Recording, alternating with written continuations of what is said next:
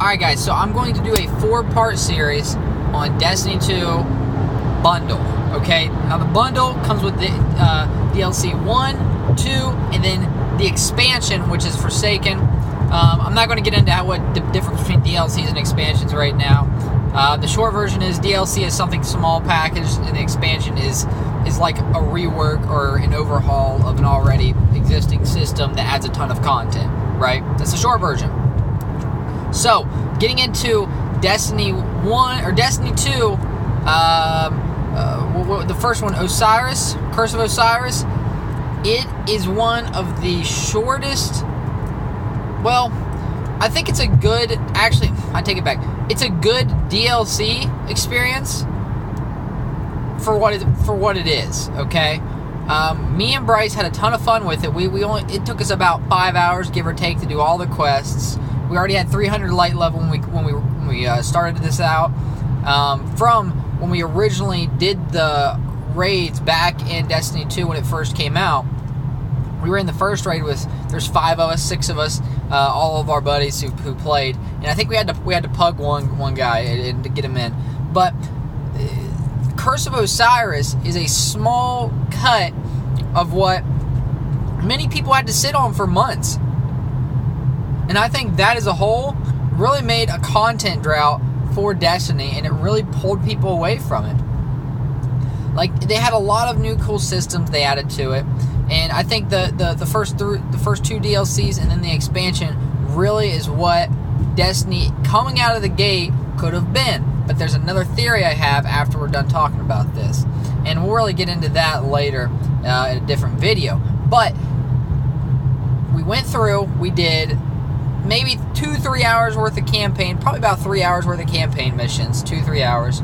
Then we went through and did some of these campaign missions again through the Infinite Force, which is kind of their so-called auto-generated system. But it doesn't feel that way is the problem, because everything has the same textures and it looks the same. You go through this forest in this open space that doesn't change, and there is variants of monsters and things like that, but it just doesn't pull you in, which is really sad too. And they made it feel like as if they wanted you to really be attached to this Osiris character, and when he taked off his mask and you see his ugly ass bald head, veiny bald head, and you're like, I just rescued this guy. But he is a badass wizard, and they really portray that character as such. They do a good job at that. But kind of like how the content was and how it kind of looped around in this system was in this 5.5 hours, give or take 5.5 hours of us playing and finishing everything in there, except for their like weapon forging-ish system where it's a grind to get, is we do the campaign missions, then we do the adventure missions, which is still kind of like the campaign missions, except slash strikes. We do the strikes as well, except for the adventure missions actually had some cooler zones than the strikes themselves. So if you are doing it, make sure you do the adventure missions, okay? Do yourself a favor and look at these beautiful zones that they have crafted. If Bungie does one thing right, it is getting in there and making beautiful scenery, and just, oh my god, they just do it right, guys. And it really blows my mind too that they put this time and effort in making these new color palettes and just this imagining this whole new in these whole new environments on these planets for future past XYZ whatever, and then they don't push it more. They could really expand on a lot of those things, which really sucks too. And it may be a budget thing, a time constraint, whatever. But back on content, back on subject here. Do the adventures. Do yourself a favor. So we did literally everything except for their grindy weapon tier system, and we did some research, or Bryce more specifically did research on this, and you can actually do this, open these crates and stuff in public events and get these I can't remember, they're like data looking fragment things Then you have to put those together to make another one. And you have to put 10 of these green ones together and make another one. You need to put 10 of those blue ones together and make another one to kind of progress through this weird, so far weird, like, circle tree. And the system itself looks cool, but that was kind of what I'm getting at, is the in-game content for a lot of people in that first DLC. And it was just, after about, I assume, a few weeks, people were done.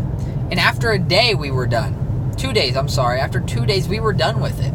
And all except for that grindy, where a lot of people just do their public event over and over and over again, trying to get these weapons.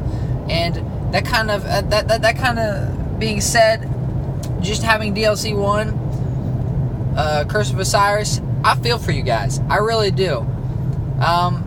As a whole, I'd probably give it a solid, like, I'd give it probably a solid, like, 5 or 6 if it just released, okay?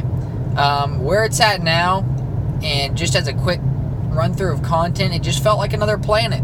You know, Mercury felt like another planet, and that's all it really was, is just another part of a little side story onto Destiny.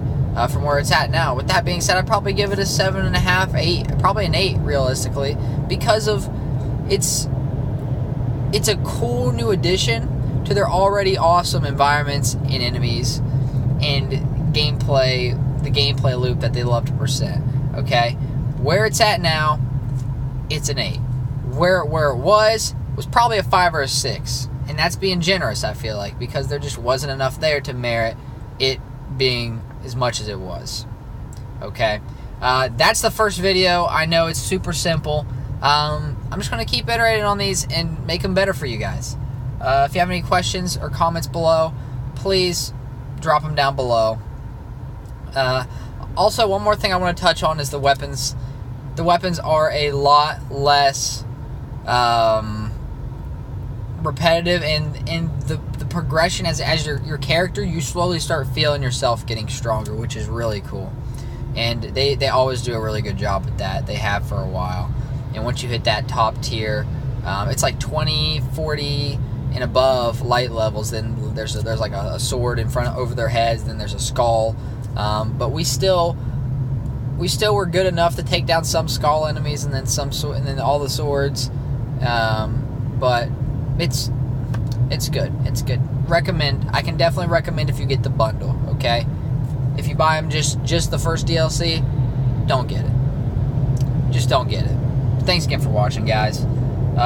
Thumbs up, comment, all that good stuff. I'm going to slap this bad boy everywhere I can. Have a fan-freaking-tastic day, guys. Peace.